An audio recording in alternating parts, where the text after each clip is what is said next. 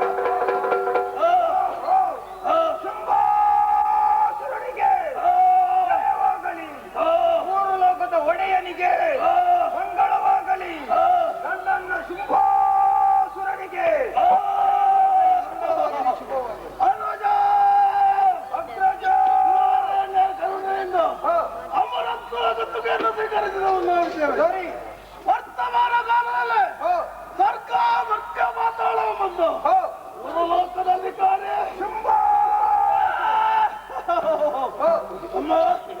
ದುರವಿಜಯಗಳಾದಾಗ ಗೋದಾದೇವಿ ಮಕ್ಕಳು ಚಂಡಮುಂಡರಾಗಮನವಾಯಿತು. ವೃತ್ತಾಂತವನ್ನು ತಿಳಿದು ಹರ್ಷಗೊಂಡಂತಹ ಚಂಡಮುಂಡರು ಅಕ್ರಮವ ನಡೆಯಬೇಕೆಂಬುದಾಗಿ ಬೇಡಿದಾಗ ಸರಣಿ ಮೂರನ್ನು ಶೋಧನೆ ಮಾಡಿ ಮಕ್ಕಳೇ ಸರಿ ನಿರಂತರವಾಗಿ ಆದ ಇತ್ಯಾದಿಗಳು ಸಾಂಗವಾಗಿ ನೆರವೇರಿ ಭವಿಸ್ಸು ಮಾತ್ರ ಸಮರ್ಪಣವಾಗತಕ್ಕದ್ದು. ನಿಜ. ಎಲ್ಲಿಯಾದರೂ ವಿರೋಧಿಸಿದರೆ ವಧೆ ಮಾಡಿ ಮಹಾಯಜ್ಞ ಕುಂಡಕ್ಕೆ ಹಾಕಿ ಹೋಲಿಸಿ ಬಿಡಿ ಎಂಬುದಾಗಿ ಹೇಳಿದ್ದೇನೆ. ಸರಿ ತಮ್ಮ ಅಣ್ಣೋ ತಲೆ ಮರೆಸಿಕೊಂಡಿದ್ದಾರೆ ದೇವತೆಗಳು ಓಡಿ ಹೋಗಿದ್ದಾರೆ. ಸರಿ ಎಲ್ಲಿಯಾದರೂ ಅವರು ಸಿಕ್ಕದಿದ್ದರೆ ಬೇಡ ಅವಾಯ್ತಾನಲ್ಲ ಬಸವ ಬಿಡಬೇಡಿ ಬಿಡಬೇಡಿ ಬೇಟೆ ಮಾಡಿ ಬಂದಿದೆ ಹೇಳಿದೆ ನನ್ನ ಸನ್ನಿಧಿಗೆ ತಂದ್ರೆ ಅಕ್ರ ಶಿಕ್ಷೆಯನ್ನು ವಿಧಿಸ್ತೇನೆ ನಾನು ಎಂಬುದಾಗಿ ಹೇಳ್ತೀನಿ. ಸರಿ ತಮ್ಮ ಬಹಳವಾಗಿ ಆಯಾಸವಾಯಿತು. ಈ ಸಂದರ್ಭದಲ್ಲಿ ಪರಿಹಾರವಾಗಬೇಕಲ್ಲ. ಬಡವರಿಗೆ ಎಡವೆತ್ತಲಾದರೂ ತಪ್ಪುವುದಿಲ್ಲ ಎಂಬುದಕ್ಕೆ ಇದೇ ದೃಷ್ಟಾಂತವಾಗಿದೆ. ಮಹಿಷ ವಧಾನಂತರದಲ್ಲಿ ನಮ್ಮ ನಿರೀಕ್ಷಿಸಲು ಬಿಡುವಂತಹ ವೇಳೆಯಲ್ಲಿ ಶುಂಭಾಜುಂಬರೆಂಬಂತಹ ದೈತ್ಯ ಸಹೋದರಿಬ್ಬರು ಸ್ವರ್ಗಲೋಕವನ್ನೇರಿ ಸಂಗ್ರಾಮದಲ್ಲಿ ನಮ್ಮನ್ನೆಲ್ಲ ಕೈ ಸೋಲಿಸಿದ್ದಾರೆ. ಇದರ ಪರಿಹಾರಕ್ಕೆ ದಾರಿಯೇನೆಂದು ಯೋಚಿಸಿದೆ. ಈ ಮೊದಲೇ ಮಹಿಷವಧಾನದಲ್ಲಿ ಅದೃಶ್ಯರಾಗುವಾಗ ಮಹಾತಾಯಿ ಕೊಟ್ಟಂತಹ ಭಯವಿದೆ. ಇನ್ನು ಮುಂದಿನ ಕಷ್ಟಕಾಲವು ಸನ್ನಿಹಿತವಾದಂತಹ ವೇಳೆಯಲ್ಲಿ ಮಕ್ಕಳೇ ನೀವೆಲ್ಲರೂ ಒಟ್ಟಾಗಿ ಪ್ರಾರ್ಥಿಸಿಕೊಂಡರೆ ತುಹಿರಾತ್ರಿ ತಪ್ಪಲ ಪ್ರದೇಶದಲ್ಲಿ ಪ್ರತ್ಯಕ್ಷವಾಗ್ತೇನೆ ಭಯವನ್ನು ಕೊಟ್ಟಿದ್ದಾಳೆ. ಇದೇ ಸುಕ್ಷೇತ್ರದಲ್ಲಿ ಪ್ರಾರ್ಥಿಸಿಕೊಳ್ಳೋಣ. ಜಯ ಜಯ ಜಯ ಜಯ ಜಯ ಜಯ.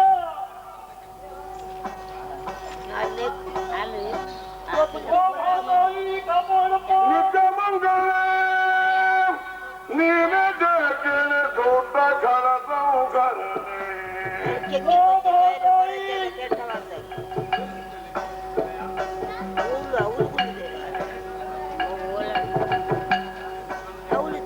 ನಿರ್ಜನ ಮೊಟ್ಟ ಪಾಲಿಪ ದೇವಿ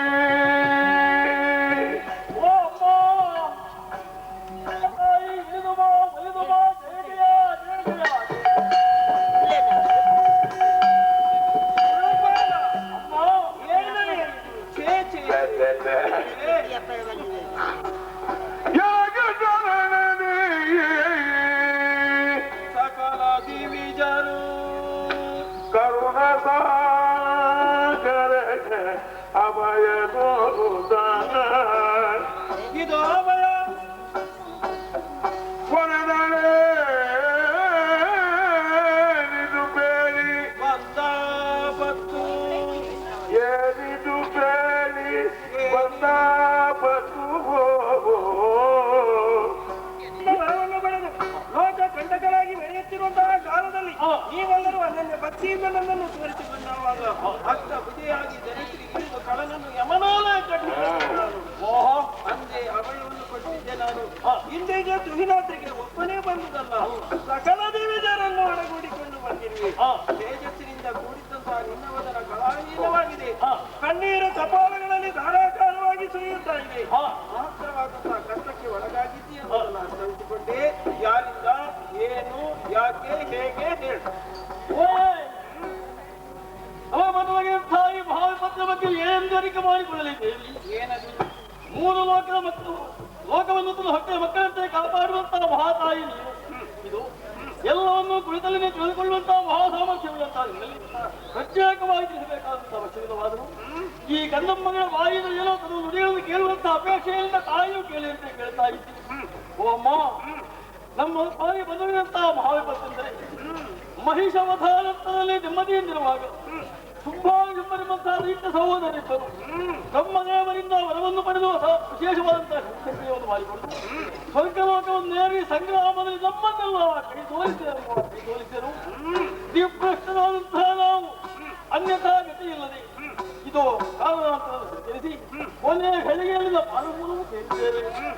ನಮ್ಮ ಕಷ್ಟವನ್ನು ಪರಿಹರಿಸಿ ನೀವೇ ಕಾಪಾಡಬೇಕಮ್ಮ, ಅನ್ಯಥಾ ನೀವೇ ಸುಮ್ಮನೆ ಸುಮ್ಮನಿಂದಾಗಿ ನಂದೆ ಇದು ಆವಯ ಹಸಿವನಿಂದು ತಾಯಿ ತನ್ನ ಶಿಶುವಿಗೆ ಹೊಸದ ಮಲ ಕೊಡುವಂತೆ ಮಕ್ಕಳು ಅಳದೆ ಯಾವ ತಾಯಿಯಿಂದ ಆನಂದ ಕೊಡುವುದೇ ಇಲ್ಲ. ಅಂತೆ ತಿಳಿಯದೆ ಕೇಳಿದವಳು ನಾನಲ್ಲ, ತಿಳಿದೇ ಕೇಳಿದೆ. ಏನೇ ಇರಲಿ ಕಾಲೇ ವರ್ಷೇರದು ಪರ್ಜನ್ಯ ಪ್ರಕೃತಿ ಸಸ್ಯಶ್ಯಾಮಲೆ ಕಾಲ ಕಾಲಕ್ಕೆ ಸರಿಯಾಗಿ ಮಳೆ ಸುರಿದು ಬೆಳೆ ಬೆಳೆದ ಪ್ರಕೃತಿ ದೇವಿಯು ಸಸ್ಯ ಶ್ಯಾಮಲೆಯಾಗಿ ಬೆಳೆಯಬೇಕಿದೆ. ನೀನು ಸಂತೋಷದಲ್ಲಿರಬೇಕಂತೆ. ಹಾಗಿದ್ರೆ ನಿನಗೆ ಕಷ್ಟ ಬಂದಿದೆ ಎಂದಾಗ ಅದನ್ನು ಪರಿಹರಿಸಬೇಕಾದ ನನ್ನ ಆದ್ಯ ಕರ್ತವ್ಯ. ಕೇವಲ ದೇವಲೋಕವನ್ನು ಮಾತ್ರ ಸಂರಕ್ಷಿಸುವ ಹೊಣೆಗಾರಿಕೆ ನಿನ್ನದಲ್ಲ, ಮೂರು ಲೋಕದ ಅಧಿಕಾರ ನಿನ್ನ ಪಾಲಿಗೆ ಇದೆ ಎಂದಾಗ ನಿನ್ನ ಕಷ್ಟವನ್ನು ಪರಿಹರಿಸಲೇಬೇಕು. ಇಂದೀಗ ವಿಧಿಯಿಂದ ವರವನ್ನು ಪಡೆದಿದ್ದಾರೆ ಚುಂಬರು ಬಲಿಷ್ಠರಾಗಿ ಬೆಳೆಯುತ್ತಾ ಇದ್ದಾರೆ. ಅದಕ್ಕಾಗಿ ಚಿಂತಿಸುವಂತಹ ಪ್ರಮೇಯವಿಲ್ಲ. ಕಾಮಧೇನುವಿನ ಬಳಿಗೆ ಹೋಗಿದ್ದವನಿಗೆ ಎಂದಾದರೂ ಬಡತನ ಉಂಟೆ ಹೇಳು. ಕಲ್ಪವೃಕ್ಷದ ಬುಡದಲ್ಲಿ ನಿಂತವನಿಗೆ ದಾರಿದ್ರ್ಯ ಎಂದೂ ಬರಲಾರದು. ರಕ್ತ ಸಾಂತಕ್ಕಿಯಾದಂತಹ ನನ್ನ ರೀತಿಯಲ್ಲಿ ರಕ್ತದ ಕುರಿತಾಗಿ ಹೇಳಬೇಡ. ಏನೇ ಆಗಲಿ ಕಿರಿದು ಸಮಯದಲ್ಲಿ ಅವರೆಲ್ಲರೆಲ್ಲೂ ನಾಟದ ಮಾತುಕೆಯನ್ನು ನಿನ್ನ ಪಾಲಿಗೆ ತೀರಗೊಳಿಸ್ತೇನೆ. ಮಹಾತಾಯಿ ನೀನಾಗುವಂತಹ ಕಿರಿದಿನವನ್ನು ಯಾವ ರೀತಿ ವ್ಯವಸ್ಥೆ ಮಾಡ್ತೇವೆ ಗೊತ್ತಿಲ್ಲ. ಹೇಗಮ್ಮ ಅದಕ್ಕೆ ಉಳಿಬೇಕು ನಾವು? ನಾನೊಂದು ಉಪಾಯವನ್ನು ಸೂಚಿಸಲೇ. ಈ ರೂಪ ಇದೆಯಲ್ಲ ಮರದಿ ನಿಜವನು ನೀ ಮುಗಿನ ಗಿರಿಯೊಳಗಿರುತ್ತ ನೋಡುವುದು ಎನ್ನಲೀಲೆಯನು ನೀವೆಲ್ಲರೂ ನೋಡುವುದು ದೇವಿ ಮಹಾತ್ಮೆಯನು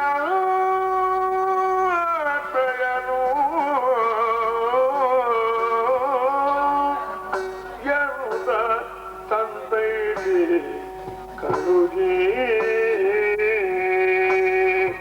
ಸುರಬನಿಗೆ ಮಾತನ್ನು ಕೊಟ್ಟದ್ದು ಸತ್ಯ, ಆದರೆ ಕಳರವರ ವನಾಕಾರದ ಕುರಿತಾಗಿ ಸ್ವಲ್ಪ ಯೋಚಿಸಬೇಕಾಯ್ತು ನಾನು ಎಂದು ಯೋಚಿಸಿ ಮಗಮ್ಮ ಇದೇ ಸೂಕ್ತ, ಇದೇ ಸರಿ.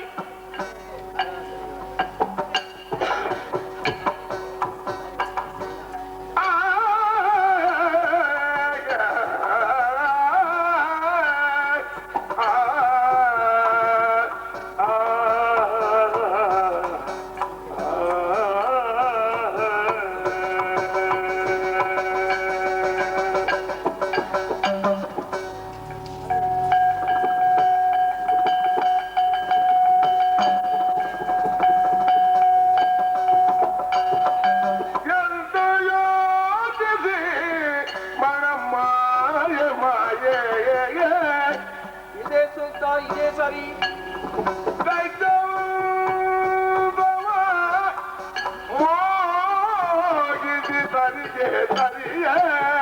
ಅದಕ್ಕಾಗಿ ಸುಂದರಾಂಗವ ಸೆಳೆದು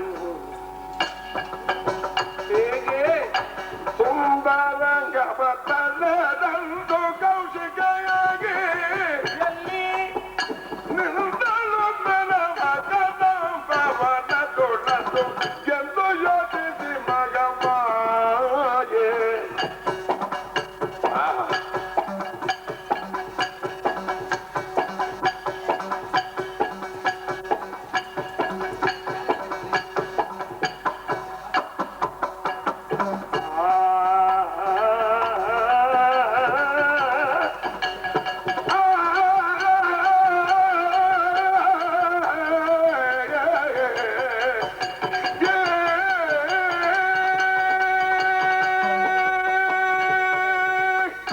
ಎಂದು ಯೋಚಿಸಿ ಮಹಾಮಾಯೆ.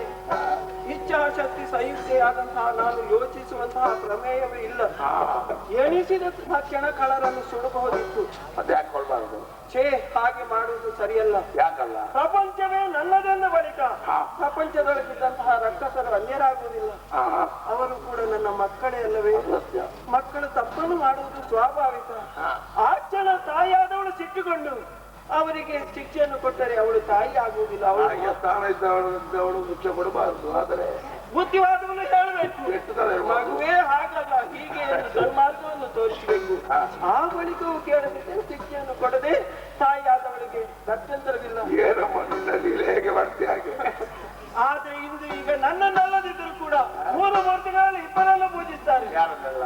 ವರ ಪಡೆಯುವುದಕ್ಕೆ ಬ್ರಹ್ಮದೇವ ಸಹಸ್ರ ವರುಷಗಳ ಕಾಲ ಚಳಿ ಮಳೆ ಗಾಳಿ ಎನ್ನದೆ ಅನ್ನ ಆಹಾರಾದಿಗಳ ಎಲ್ಲವನ್ನೂ ತೊರೆದು ಏಕೋದೃಢ ಭಕ್ತಿಯಿಂದ ಆ ಬ್ರಹ್ಮದೇವನನ್ನು ಮೆಚ್ಚಿಸಿ ವರ ಪಡೆಯುತ್ತಾರೆ. ಸರಿ. ಮನೆ ದೇವರಾಗಿ ಈಶನನ್ನು ಪೂಜಿಸ್ತಾರೆ. ಓ, ಪರೋಕ್ಷವಾಗಿ ನಿನ್ನ ಅಲ್ಲವೇ? ರಾಜಸ ತಾಮಸ ಇದೆ, ಆದ್ರೆ ಯಾವುದು ಪ್ರಾಮುಖ್ಯ ಅದೇ ಇಲ್ಲ. ಸಾತ್ವಿಕ ಗುಣವೇ ಅವರಲ್ಲಿ ಇಲ್ಲದೆ ಇದ್ದ ಕಾರಣ ಯಾರಿಗೂ ನಾವು ತಲೆಬಾಗುವವರಲ್ಲ. ನಾವು ಆಡಿದ್ದೆ ಮಾತು, ಮಾಡಿದ್ದೆ ಸುದ್ದಿ, ನಡೆದದ್ದೇ ದಾರಿ. ನಮ್ಮ ಕೈ ತಡೆಯವರು ಯಾರೂ ಇಲ್ಲ. 3 ಲೋಕವು ನಮ್ಮ ಸ್ವಾಧೀನದಲ್ಲಿ ಇರಬೇಕೆನ್ನುವಂತಹ ಅಹಂಕಾರ ಮತ್ತತೆಯಿಂದ ಮೆರೆಯುತ್ತಿರುವಂತಹ ಕಳರನ್ನು ವಧಿಸಬೇಕು. ಸಜ್ಜನರಿಗೆ ದೇವತೆಗಳಿಗೆ ಬದುಕುಳಿಯುವುದಕ್ಕೆ ಕಷ್ಟವಾದೀತು. ಆದ್ರೆ ಅಂತರಂಗದಲ್ಲಿ ಭಕ್ತಿ ಇದೆಯಲ್ಲ, ಅದಕ್ಕೆ ಸರಿಯಾಗಿ ಮುಕ್ತಿಯನ್ನು ಕಲಿಸಬೇಕಿದ್ರೆ ಆತ್ಮಕ್ಕೆ ಆವರಣವಾಗಿರುವಂತಹ ದೇಹವನ್ನು ಕೈಯಲ್ಲಿರುವಂತಹ ಆಯುಧಗಳಿಂದಲೇ ಖಂಡಿಸಬೇಕು. ಸತ್ಯ. ಪರೋಕ್ಷವಾಗಿ ನಾನು ಅವರನ್ನು ಸ್ಪರ್ಶಿಸಬೇಕು. ಹಾಗಿದ್ರೆ ಮಾತ್ರ ಅವರಿಗೆ ಮುಕ್ತಿ. ಏನು ಮಾಡೋಣ? ಮಾಡಬಾರದಂತಹ ಅನ್ಯಾಯವನ್ನು ಮಾಡ್ತಾ ಇದ್ದಾರಲ್ಲ ಅವರು. ಅದನ್ನೇ ಮಾಡ್ತಾ ಇರುವುದು ಪಂಚಮಹಾಪಾತಕಿಗಳು. ಅವರಿಗೆ ನನ್ನ ದಿವ್ಯ ಸ್ವರೂಪದ ದರ್ಶನ ಆಗಬಾರದು, ಆಗಕೂಡದು. ಅವರಿಗೂ ನನ್ನ ದಿವ್ಯ ಸ್ವರೂಪದ ದರ್ಶನ ಆಗಲ ಭಕ್ತಾದಿಗಳಿಗೆ ಯಾವ ರೂಪವನ್ನು ತೋರಿಸಲಿಲ್ಲ. ಚಂದ್ರ ಚಾರಗಳ ಬೆಳಕಿನಲ್ಲಿ ಹೂವಿನ ಹೂವಿನ ಗಂಧದಲ್ಲಿ ಅಲ್ಲ ಸಕಲ ಜೀವಿಗಳ ಆತ್ಮದಲ್ಲಿ ನೆಲೆಗೊಂಡಿರುವಂತಹ ನಾನು ಇಂದೀಗ ಮೈ ಒಡೆದು ಅವರಿಗೆ ಕರೆಯುವುದಕ್ಕೆ ಕೌಶಿಕಿ ಎನ್ನುವಂತಹ ಹೆಸರಿನಿಂದ ಸಾಮಾನ್ಯ ಹೆಣ್ಣಾಗಿ ಲೋಕ ಮೋಹಕವಾದಂತಹ ರೂಪವುಳ್ಳವಳಾಗಿ ಅತಿಶಯವಾದಂತಹ ಸೌಂದರ್ಯವತಿಯಾಗಿ ಲೋಕವಚ್ಚದ ತಿಲಕದಂತೆ ಈ ಕದಂಬವನದಲ್ಲಿ ನೆಲೆಯಾಗಬೇಕಾಗಿದೆ. ನಾನಾಗಿ ಅವರ ಬಳಿಗೆ ಹೋಗುವುದಲ್ಲ, ಅವರನ್ನೇ ಇಲ್ಲಿಗೆ ಬರಿಸಬೇಕು. ಅವರು ಬರುವ ತನಕ ಕುಳಿತುಕೊಳ್ಳುವುದಕ್ಕೆ ವ್ಯವಸ್ಥೆ ಬೇಕು. ಯಾಕೆ ಮಾಡಬೇಕು? ಸಂಕಲ್ಪ ಮಾತ್ರದಿಂದಲ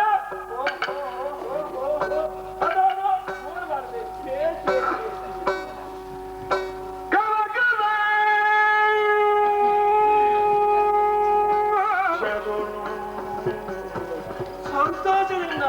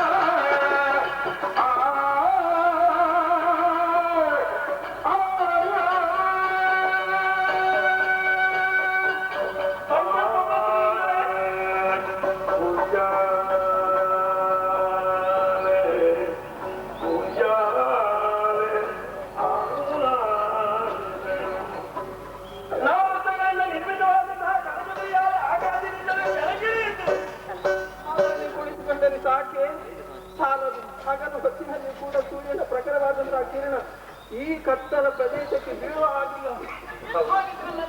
ತಿಳಿದುಕೊಳ್ಳುವ ಬಗೆ ಹೇಗೆ? ಅದಕ್ಕಾಗಿ ಕೋಟಿ ಸೂರ್ಯರು ಒಮ್ಮೆಲೆ ನನಗಿಳಿದು ಬಂದರು ಎನ್ನುವಂತಹ ತೇಜಸ್ಸ ಕದಂಬವನವನ್ನು ಮುಟ್ಟಬೇಕು. ತಾನು ಪರಿಮಳ ದಶ ದಿಕ್ಕನ್ನು ಸೇರಬೇಕು. ಅಷ್ಟೇ ಅಲ್ಲ, ಕೈಯಲ್ಲಿ ವೀಣೆಯನ್ನು ಹಿಡಿದು ಹಾಡುತ್ತಾ ನುಡಿಸುತ್ತಾ ಇರಬೇಕು. ಈ ಸಂಗೀತ ನಾದ ಎಲ್ಲಿಂದ ಪರಿಮಳವ ಬೀಳುವ ವಸ್ತು ಯಾವುದು? ಇದು ಏನು?